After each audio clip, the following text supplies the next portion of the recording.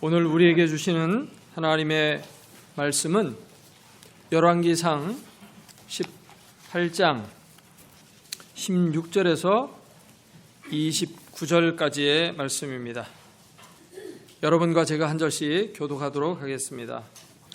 오바댜가 가서 아합을 만나 그에게 말하매 아합이 엘리야를 만나러 가다가 엘리야를 볼 때 아합이 그에게 이르되 이스라엘 괴롭게 하는 자여 너냐? 그가 대답하되 내가 이스라엘을 괴롭게 한 것이 아니라 당신과 당신의 아버지의 집이 괴롭게 하였으니 이는 여호와의 명령을 버리고 당신이 바알들을 따랐음이라. 그런즉 사람을 보내 온 이스라엘과 이세벨의 상에서 먹는 바알 선지자 450명과 아세라의 선지자 400명을 갈멜산으로 모아 내게로 나오게 하소서. 아합이 이에 이스라엘의 모든 자손에게로 사람을 보내 선지자들을 갈멜산으로 모으니라. 엘리야가 모든 백성에게 가까이 나아가 이르되 너희가 어느 때까지 둘 사이에서 머뭇머뭇하려느냐? 여호와가 만일 하나님이면 그를 따르고 바알이 만일 하나님이면 그를 따를지니라 하니 백성이 말 한마디도 대답하지 아니하는지라.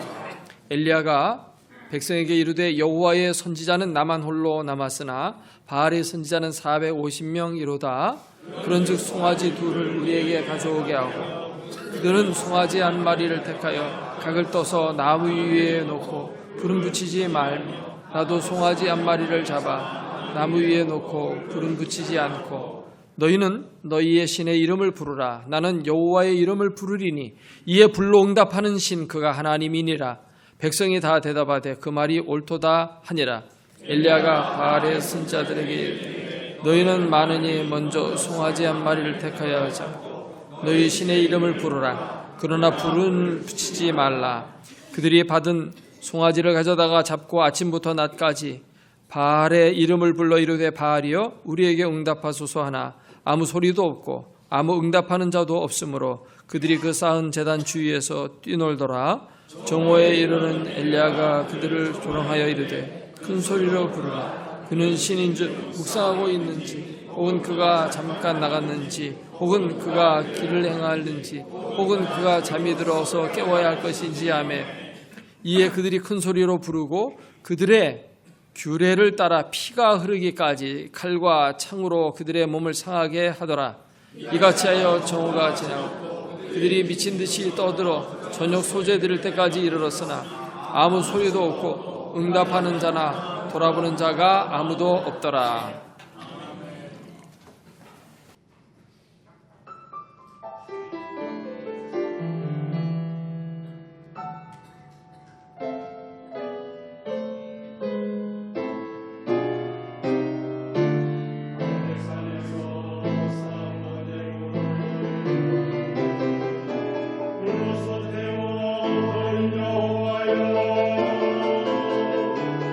Yeah.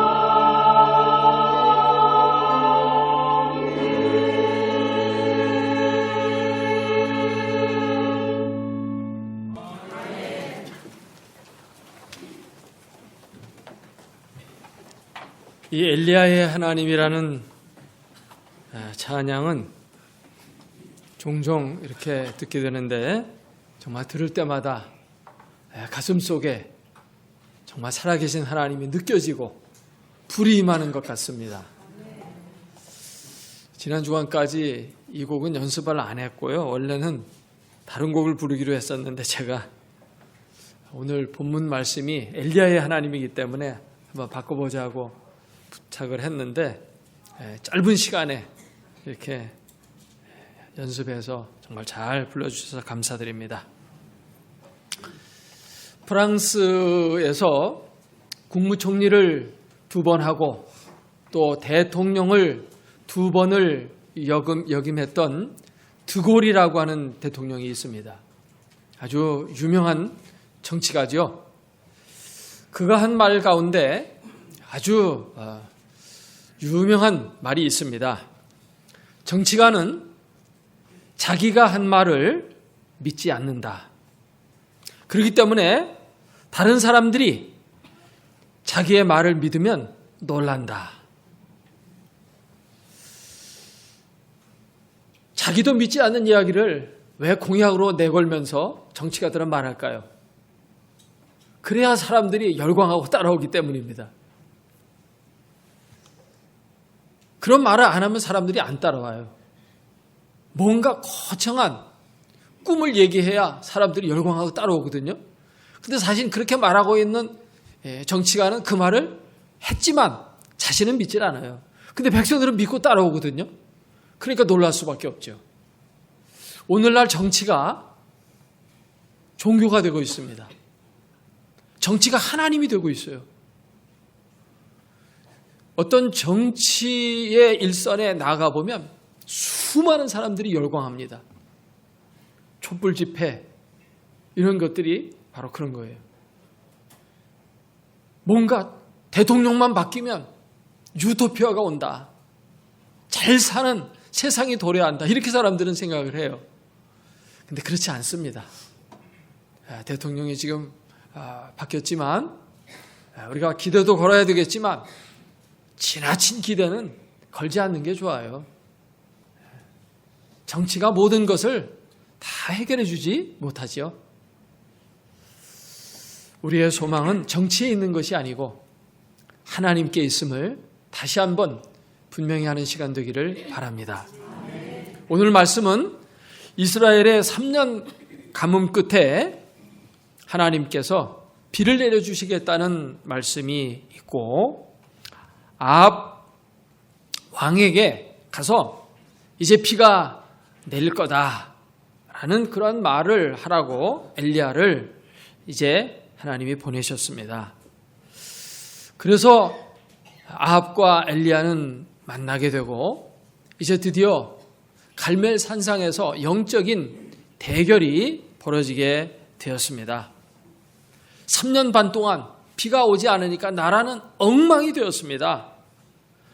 아무리 정치를 잘하는 사람이 정치를 한들 하늘문이 닫혀가지고 비가 3년 반 동안 내리지 않는데 옛날에 다 농사짓고 살았죠. 공장이라는 게 없었습니다.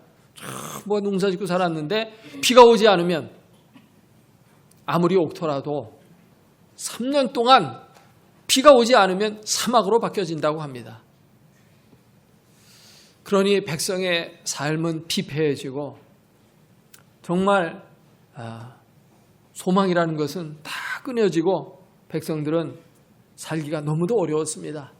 심지어 먹을 게 없으니까 자식을 삶아 먹어서 정말 그 위기를 넘기는 그런 모습을 우리가 성경을 통해 읽어보면 가슴 아픈 그런 일이 아닐 수 없죠. 이러한 처참한 지경에 이르렀을 때 이제 하나님은 우상을 척결하고 여호와 하나님께로 백성들을 돌리려고 하십니다. 그래서 이 엘리야에게 바알 선지자와 더불어서 850대 1의 영적 대결을 하도록 했습니다. 갈멜산에 제단을 쌓고 그 위에 제물을 올려놓고 하늘에서 불이 내려오는 그러한 기도를 드려서 응답하는 신이 진짜 신이다. 바알 신이든지 여호와 신이든지 불을 내리는 신이 진짜 신이다 라고 하는 영적 대결을 이제 하게 되었습니다. 그런데 비가 계속 내리지 않는데 대결을 할 것 같으면 기왕이면 기도해서 하늘에서 피가 장대비같이 쏟아져 내리는 그러한 대결을 하면 훨씬 더 좋았을 겁니다. 그렇지 않아요? 그런데 왜 비가 내리는 그 대결을 하지 않고 불이 내려오는 대결을 했을까요? 지금 가뜩이나 그 지역은 굉장히 뜨겁거든요. 한낮에 열기가 40도 이렇게 올라갑니다. 밭과 논이 전부 메마르고 불타고 있어요. 거기에 또 불까지 내려오면 어떻게 되겠습니까? 그런데 하나님은 불이 내리는 그 대결을 하라고 이제 엘리야에게 알려주었죠. 그래서 이제 불이 내리는 영적 전투가 갈멜산에서 벌어집니다. 왜 하필이면 불을 내리는 대결을 하라고 하셨을까? 그걸 함께 살펴보기를 원합니다. 선지자 엘리야와 아합 임금이 다시 만나게 되므로 오늘 본문이 시작되고 있습니다. 이 아합은 엘리야를 잡아 죽이려고 온 땅에 방을 붙이고 수소문을 했어요. 그래서 이 엘리야를 잡아 죽이려고 갖은 노력을 기울였지만 엘리야는 저 이방 시돈 땅에 가 있었습니다. 그 사르밧 과부의 집에서 이제 묵고 있었거든요. 그렇기 때문에 이스라엘 안에는 없어서 찾지를 못했던 거죠. 이 아합이 엘리야를 보면서 제일 먼저 한 말이 무엇입니까? 오늘 17절 말씀에 보니까 엘리야를 볼 때 아합이 그에게 이르되 이스라엘을 괴롭게 하는 자여 너냐? 엘리야를 가리켜서 이스라엘을 괴롭게 하는 자라고 말하고 있어요. 근데 엘리야는 뭐라고 답변합니까? 18절에 그가 대답하되 내가 이스라엘을 괴롭게 한 것이 아니라 당신과 당신의 아버지의 집이 괴롭게 하였다고 말하고 있습니다. 자, 누구의 말이 맞을까요? 누가 이스라엘을 괴롭게 했을까요? 엘리야가 하늘문을 닫고 비가 오지 않도록 기도해서 비가 오지 않았습니다. 그래서 엘리야가 이스라엘을 괴롭게 했습니까? 아니면 아합 왕이 괴롭게 했습니까? 지금 이스라엘이 3년 기근으로 인해서 먹을 양식 하나도 없고 백성들은 너무나도 괴로운 상태에 빠져 있습니다. 사막과 같이 메마른 이스라엘 땅은 지금 이스라엘의 영적인 상태를 보여주고 있는 거예요. 하나님께 대한 신앙이 씨가 말랐습니다. 하나님의 성전은 다 회파되고 또 하나님의 선지자들은 이세벨이 전부 죽였어요. 여호와 신앙을 근절시킨 겁니다. 그거로 인해서 하늘문이 완전히 닫히고 이스라엘은 괴롭게 되었습니다. 하늘문이 비록 닫혔다 할지라도 바알 선지자가 신통력이 있다면 그들이 믿고 있는 바알 신이 비를 내려서 그 나라 백성을 평안하고 행복하게 살게 해줘야 마땅하지 않습니까? 그런데 바알 신은 그런 능력이 없어요. 비를 내리지 못하고 있는 것입니다. 그런데 그 바알 신을 계속 믿고 정말 살아계신 하나님, 하늘문을 열기도 하고 닫기도 하셔서 하늘에서 복을 내리시는 그 하나님을 믿지 않은 그것이 잘못이지 어찌 엘리야가 잘못한 것이겠습니까? 지금 자기 자신의 잘못을 깨달아야 되는데 자기 잘못을 깨닫지 못하고 엘리야 때문이라는 것입니다. 정말 엘리야가 기도해서 하늘문이 닫혔다면 회개하고 엘리야를 찾아가서 잘못했다고 고백을 하고 다시 기도해서 하늘의 문을 열게 하고 그 하나님을 이제는 믿고 따르겠다고 그렇게 말했어야 될 것이 마땅하지 않겠어요? 그런데 엘리야가 기도해서 하늘문이 닫았기 때문에 엘리야 죽일 놈이다라는 것입니다. 그냥 가만히 생각해 보면 정말 아합이 너무나도 생각이 짧은 거예요. 엘리야가 믿는 하나님이 더 힘이 세다면 하나님께로 돌아와야 되죠. 그러니까 당연한 거 아니겠어요? 그런데 책임을 엘리야에게 돌리고 있는 거죠. 엘리야는 분명히 말합니다. 당신과 당신의 아버지의 집이 이스라엘을 지금 괴롭게 하고 있다. 하나님의 명령을 버리고 바알을 따르고 있기 때문에 하나님께서 지금 심판하고 있다라고 이렇게 말하고 있는 것입니다. 이스라엘 사람들이 지금 믿고 있는 바알신은 이스라엘의 농경신입니다. 농사를 주관하는 거예요. 하늘에서 비를 내리고 오국백과가 잘 무르익을 수 있도록 축복해 주는 신이 바알신이에요. 근데 그 바알신이 지금 힘을 쓰고 있지 못해요. 그것은 뭡니까? 하나님이 지금 너희가 믿고 있는 바알신은 살아있는 신이 아니고 힘도 없고 능력도 없는 헛것이다 라고 하는 것을 지금 보여주기 위해서 하나님이 일부러 하늘의 문을 닫으신 겁니다. 그걸 빨리 깨달아야 되는데 아합과 백성들은 깨닫지 못했어요. 여전히 죽어가면서도 바알을 따르고 있어요. 이제 하나님은 엘리야를 통해서 이제 심판을 내리고 하늘에서 불을 내리는 기적을 통해서 자신의 살아계심을 나타내시고자 하는 것입니다. 엘리야는 이제 바알 선지자 450명, 아세라 선지자 400명, 도합 850명을 갈멜산에 모으고 거기서 불이 내리는 영적인 대결을 하자고 제안을 했습니다. 이 제안은 바알 신을 따르는 이 바알 선지자들에게는 아주 유리한 조건입니다. 몇 가지 유리한 조건은 첫째로 생각해 볼 때 우선 그것이 홈그라운드입니다. 옛날에는 신들도 홈그라운드가 있어가지고 홈그라운드에서는 힘이 세요. 산신은 산에서 힘이 세고 물신은 물에서 힘이 세요. 쉽게 얘기해서 산신령하고 물귀신하고 싸울 때 물에서 싸우면 누가 이기겠어요? 물귀신이 이기지. 왜냐면 홈그라운드거든. 그래서 산에서 싸우면 산신령이 물귀신한테 이기는 겁니다. 홈그라운드에 이점이 있어요. 갈멜산은 어느 곳이냐면 바알신의 본거지입니다.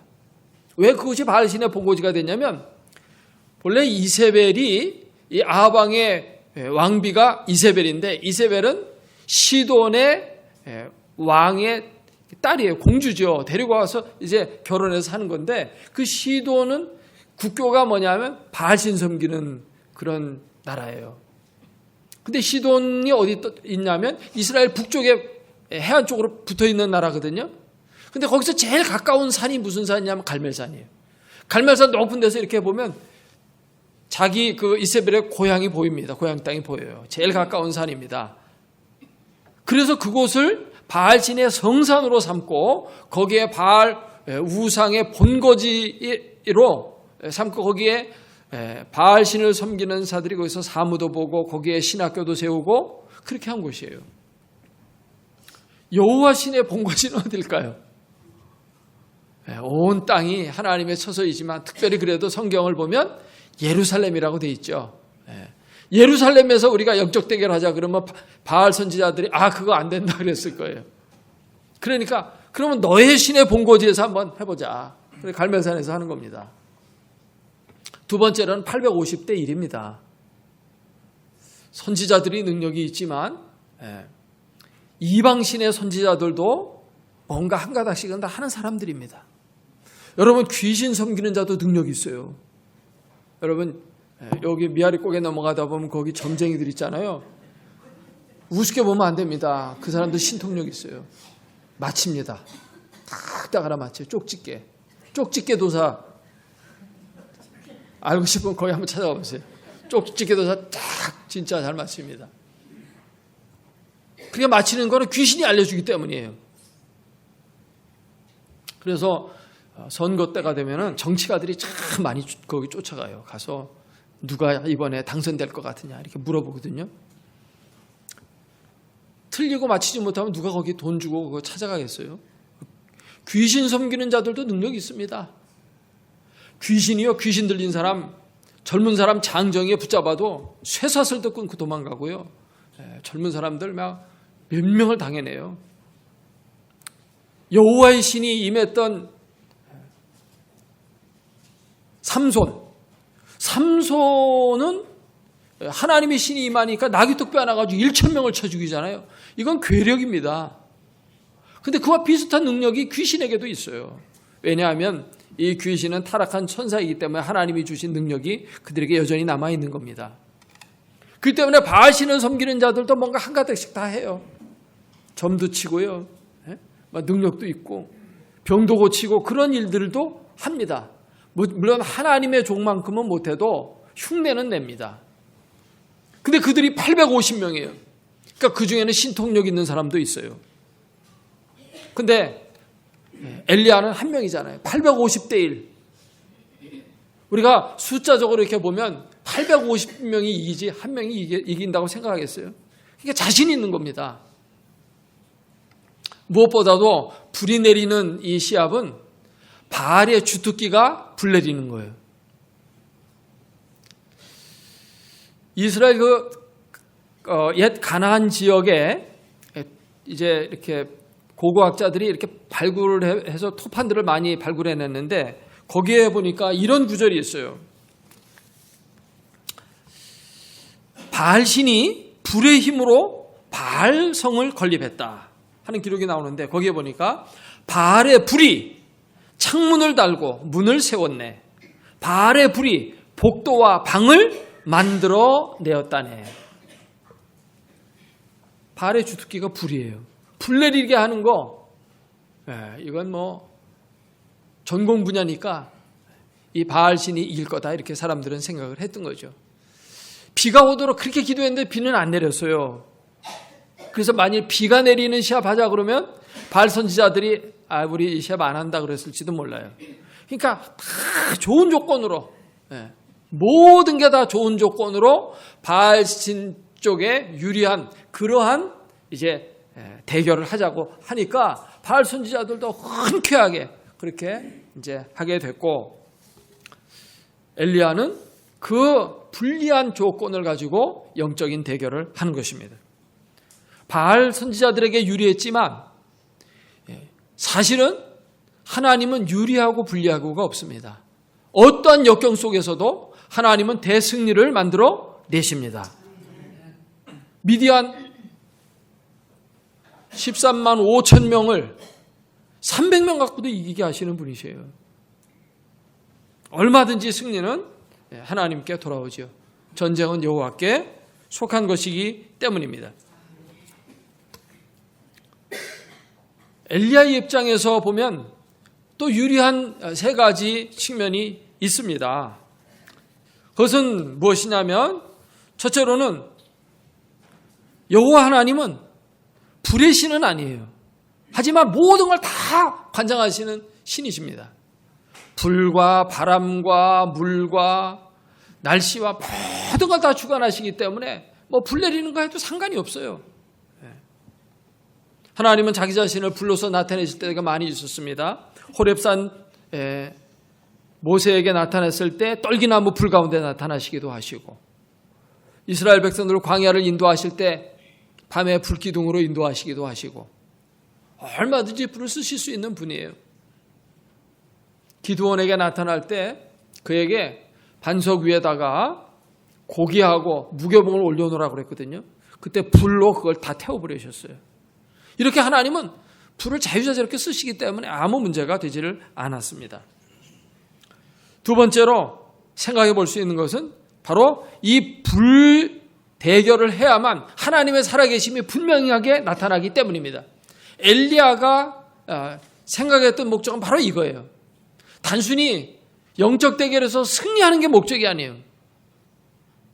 승리하는 것을 넘어서서 하나님을 나타내는 게 목적이에요. 승리하는 게 목적이면 더 유리한 조건으로 대결하자고 했을 거예요. 그러나 불리한 조건으로 대결함으로 말미암아 승리하게 되면 이건 하나님이 하신 거거든요.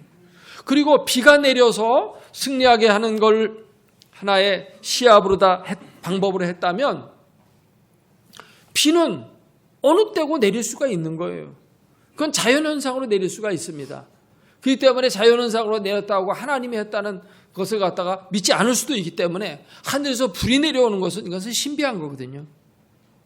그래서 일부러 불이 내리게 해서 하나님이 살아계심을 사람들에게 나타내 보이고자 한 겁니다. 그리고 엘리야가 생각했던 중요한 요소 가운데 하나는 뭐냐면 불이 내려야 비가 내린다는 것입니다.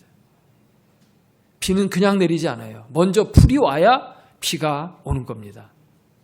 비는 축복이에요. 이스라엘 백성들을 살리는 생명의 복을 주는 거예요. 근데 지금 이스라엘 백성들이 전부 바알신을 섬기고 있는데 축복의 비를 내리면 회개 없이도 기도만 열심히 하면 복을 받을 수 있다는 그것이 되고 마는 거예요. 회개가 먼저 있어야 참다운 축복의 기도 응답이 오는 줄로 믿습니다. 불은 심판을 뜻해요. 불은 모든 것을 태워버림으로 말미암아 정화를 의미합니다. 모든 것을 다 태워서 깨끗하게 처리하는 그 다음에 이제 하나님께서 비를 내리시는 거죠. 그럴 때 먼저 비를 구하기 전에 불을 구해야 마땅한 순서였던 것입니다. 그래서 엘리야는 불이 내리는 대결을 하자고 요청했던 것입니다. 그래서 이제 드디어 영적인 전투가 벌어지기 시작했습니다. 먼저 너희가 숫자가 많으니까 너희가 먼저 해라. 아침부터 바알 선지자 또 아세라 선지자 850명은 바알을 부릅니다. 간절히 부르면서 열심히 기도를 합니다. 아침부터 점심때까지, 점심을 지나서 저녁 때까지 계속해서 부르짖었습니다. 여러분, 부르짖는다고 기도가 응답되는 게 아닙니다. 살아있는 신에게 기도해야 응답이 되는 것입니다. 여기 보니까 아무 소리도 들리지 않았다는 겁니다. 아침부터 저녁까지 계속 부르고 또 그 이름을 부르는데 26절에 보니까 응답하소서 응답하소서 이렇게 아무리 하지만 아무 소리도 없고 아무 응답하는 자도 없다. 이렇게 말하고 있습니다. 그러니까 그들은 급기야 어떻게 했습니까? 그 쌓은 제단 주위에서 26절에 보니까 뛰놀더라. 뛰놀았다는 말은 우리가 어린애들이 놀이터에서 뛰놀았다는 그런 걸 생각하는데 그게 아니고요. 이 뛰놀았다는 말은 그 앞에서 춤을 췄다는 얘기입니다. 모세가 시내산에 올라갔을 때 그 밑에서 금송아지를 만들고 백성들이 그 앞에서 뛰놀았다고 그랬는데 그 앞에서 춤췄다는 얘기입니다. 이 춤추는 것은 신을 부르는 행위예요. 그래서 여러분 무당이 신 부를 때 어떻게 합니까? 춤추죠. 칼 갖고 휘둘면서 막 뜁니다. 그럼 막 북치고 두두두두두 북치고 막 춤춰요. 그래도 응답이 없으면 날카로운 작두 위에 올라가서 춤춥니다. 막 춤추면 그 신이 쫙 임해요. 그러니까 여기서도 이 뛰노는 게 바로 그겁니다. 뛰노는 게 춤추는 겁니다. 불교에도 보니까 춤이 있더라고요. 불교. 어느 날 텔레비전 보니까 스님이 나와가지고 잡아라. 냄비 뚜껑 같은 거 2개 딱 들고 짱짱 이러면서 막 그걸 갖다가 자꾸 이렇게 막 돌리더라고. 돌리고 막 이러다 또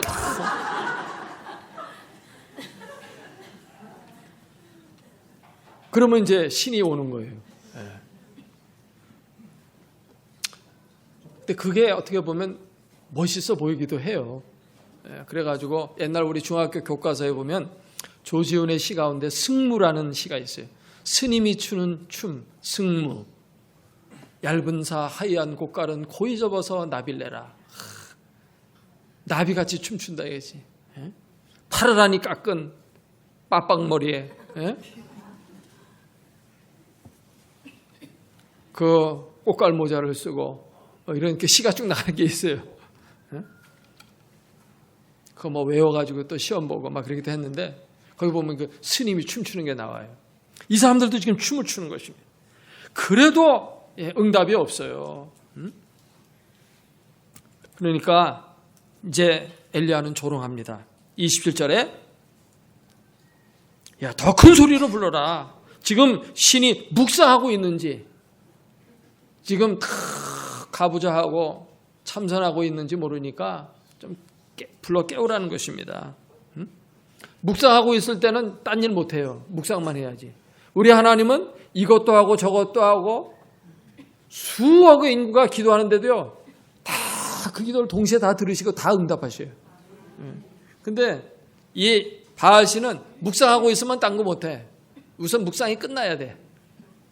또 그가 잠깐 나갔는지, 이 잠깐 나간다는 말은 관용적인 표현으로 화장실 잠깐 갔다 온다는 얘기예요. 지금 화장실에 똥 누러 간 게 빨리 부르라는 거예요. 혹은 그가 길을 행하든지 혹은 그가 잠이 들어서 깨워야 할 것인지 피곤해가지고 지금 낮 시간인데도 자고 있어요.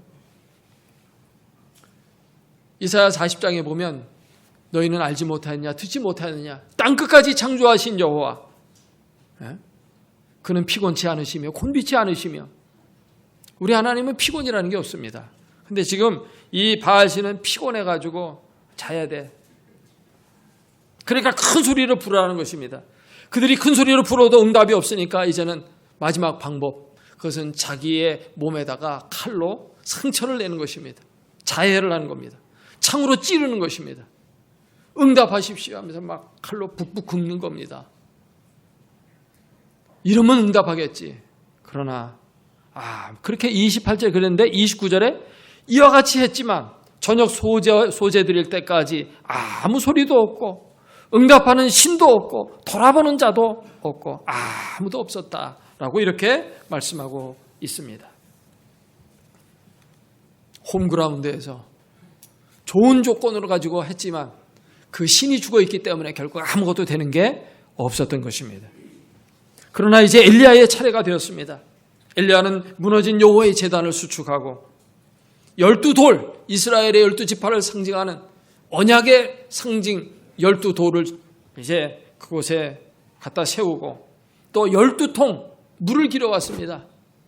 물은 어디 가서 길어왔느냐? 가뭄인데 바로 그 산 밑에가 뭐냐면 지중해예요. 지중해 바로 여기 옆에 있는 그게 이제 갈멜산이에요. 그래서 이제 물 떠다가 12통을 부었습니다. 이거 왜 부었을까요? 그냥 기도하면 되지. 하늘에서 불이 쬐끔 내려가지고 가면 시시하거든요. 불이 어마어마한 불이 떨어져야 돼요. 그래서 도랑에까지 제단 주변에 도랑을 팠거든요. 거기까지도 물이 그냥 가득 찼어요. 그 위에 제단 위에 올려놓은 나무도 물이 흠뻑 젖어가지고 불 붙어도 불도 붙지도 않아요. 사람이 불 붙여가지고는 불이 붙질 않아요. 이건 이제 하늘에서 불이 내려와야만 붙을 수 있는 그런 상태로 만들어 놓은 겁니다. 하나님의 살아계심을 나타내기 위해서 일부러 그렇게 한 겁니다. 하늘에서 이제 불이 엘리야가 기도하니까 떨어졌습니다. 제단을 다 태우고 심지어 또랑에 물이 가득 찼는데 물까지도 바짝 말라버렸다고 했어요. 하늘에서 불을 내린 여호와, 그가 살아계신 하나님이시라는 것이 드러났습니다. 할렐루야. 이제 백성들은 하나님의 살아계심을 알고 하나님께로 돌아왔습니다. 사랑하는 여러분,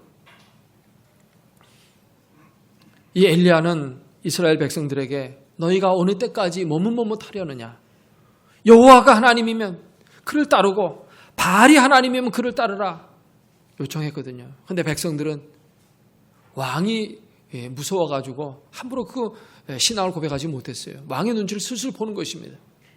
눈에 보이는 왕이 무서운 거예요. 눈에 보이지는 하나님 무섭지 않고. 이게 인간의 연약성입니다. 여러분, 눈에 보이지 아니하는 하나님을 무서워할 줄 알아야 돼요. 그게 진짜 신앙이에요. 엘리야는 이 대결을 통해서 하나님의 살아계심을 나타냈습니다. 단순히 기도 응답만 받은 것이 아니고 하나님의 살아계심을 사람들에게 나타냈어요. 이것이 중요한 겁니다. 그래서 백성들로 하여금 하나님께로 돌아오게 했다는 것입니다. 여러분, 기도할 때 기도 응답 받으시기를 바랍니다. 기도 응답 많이 받으시길 바랍니다. 그러나 그것이 궁극적인 목적이 되어서는 안 돼요. 내가 기도 응답 받아 나 복 받고 잘 살고 잘 먹는 그것만이 아니고 하나님의 살아계심을 사람들에게 나타내서 모든 사람들이 하나님 앞으로 돌아오게 하는 일, 이것이 중요한 겁니다. 하나님은 그것을 더 기뻐하셔요. 여러분의 삶의 모든 언행심사가 다 하나님을 나타내는 아름다운 삶이 된다면 정말 엘리야가 경험했던 그런 기적을 여러분 삶 속에서 항상 경험하게 될 겁니다. 하나님은 그런 자 가운데 능력을 베푸셔요. 그래서 승리하게 하시고 복되게 하시고 아름다운 인생을 살게 하십니다. 이러한 엘리야의 놀라운 축복과 기적, 여러분 삶 속에 넘치기를 주의 이름으로 축복합니다. 같이 기도하겠습니다. 오늘 주신 말씀 생각하며 통성으로 기도합니다.